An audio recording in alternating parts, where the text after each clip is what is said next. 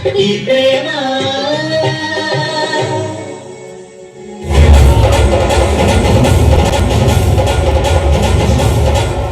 ಜಮೀನ್ದಾರ್ ಜಗನ್ನಾಥರಾಯನ ಮಗಳು ಜಾತಕನು ನೋಡ್ದೆ, ಜಾತಿನೂ ಲೆಕ್ಕಿಸ್ದೆ, ಜನ್ಮದಾತನ ಮಾತಿಗೂ ಜಗದೆ, ಪ್ರೀತಿಸಿದ ಪ್ರಿಯಕರನನ್ನ ಸೇರಲು ಆರಿಸಿಕೊಂಡ ಜಾಗ ತುಂಬಾ ಚೆನ್ನಾಗಿದೆ. ಮದುವೆ ಎನ್ನುವ ಮೂರಕ್ಷರಕ್ಕೇನೋ ಆದ್ರೆ ಇದರ ದುರಂತ ಕಥೆ ಜಗನ್ನಾಥ ಎಂದು ನನ್ನ ಜಾತಿ ಬಿಟ್ಟು ನೀತಿ ಇವತ್ತು ಬಿಟ್ಟಿಲ್ಲ ಅಪ್ಪ, ನೀತಿ ಇವತ್ತು ಬಿಟ್ಟಿಲ್ಲ. ಪರಿಸ್ಥಿತಿ ಏನು ಚೆನ್ನಾಗಿ ಇದೆ, ಆದ್ರೆ ನೀನು ನಡೆದುಕೊಳ್ಳುತ್ತಿರುವ ನೀತಿ ಚೆನ್ನಾಗಿಲ್ಲ. ಈ ಪ್ರೀತಿ, ಈ ಪ್ರೇಮ, ಈ ಕಾಲ ಮದುವೆ ಎಲ್ಲ ಕೇವಲ ಚಟ ತಿರುವವರೆಗೂ ಮಾತ್ರ.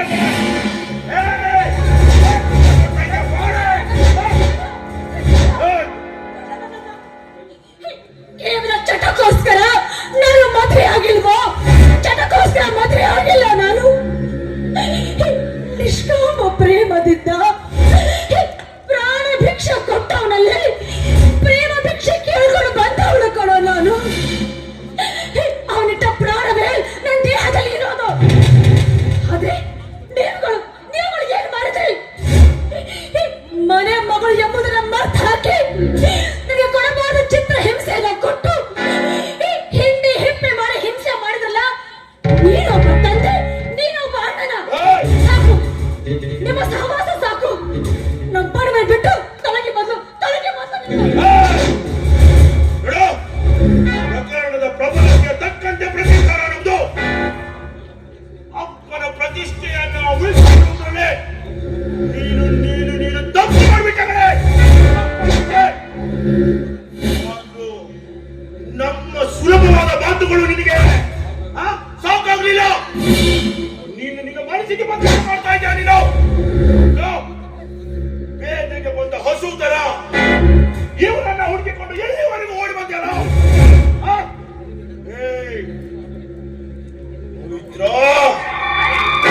ಗೆಲುವಿನ ತಡ ಸೇರಿದೆ ಅಂತ ಜಂಬ ಕೊಚ್ಕೊಳ್ಬೇಡ.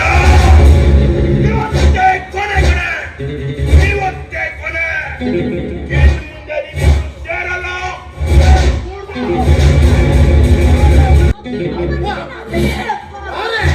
ಯಾರೇ ನಿನ್ನಪ್ಪ? ತಪ್ಪು ಮಾಡುವಾಗ ನೆನಪಾಗದ ಅಪ್ಪನನ್ನ ಕರೆಯುವ ಹಕ್ಕು ನಿನಗಿಲ್ಲ. ಸೊಪ್ಪೆ ಊಟ ಬೇಡ ಅಂದ್ರು ಈ ಬೆಪ್ಪನೆಂಬ ಆಲಸ್ಯದ ಅಂಬಲಿಗಳಿಗೆ ಸೇರಿದವಳು ನೀನು. ಮನೆತನದ ಮಾನ ಮರ್ಯಾದೆನ ಕಣ್ಣು ಕಾಲ್ ಮಾಡಿದ ಇವಳನ್ನು ಬಿಟ್ಟು ಬರೋದಿಲ್ಲ.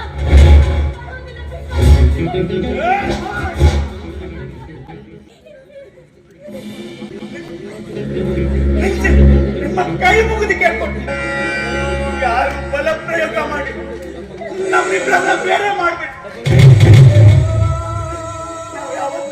ನಾವ್ ಯಾವತ್ತೂ ಕಣ್ಣಿ ಬಿಡೋದಿಲ್ಲ. ಎಲ್ಲಾದ್ರೂ ದೂರ ಹೋಗಿ ಜೀವನ ನಡೆಸ್ತೀವಿ. ದಯವಿಟ್ಟು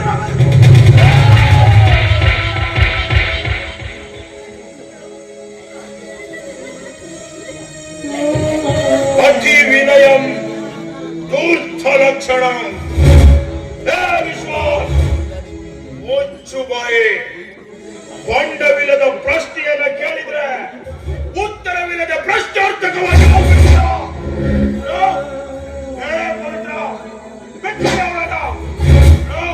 ಒಳ್ಳೆ ಮಾತಿನಿಂದ ನೀನು ಮನೆ ಸೇರಿದ್ರೆ ಸರಿ. ನಾನು ಏನ್ ಮಾಡ್ತೀನೋ ನನ್ಗೆ ಗೊತ್ತಾಗಲ್ಲ.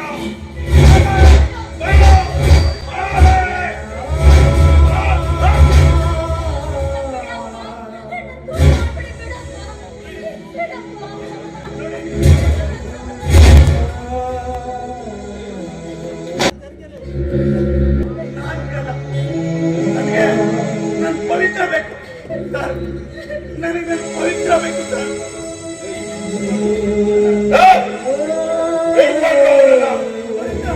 ಏನ್ ಮುಖ ನೋಡ್ತಾ ಇದ್ಯಾ?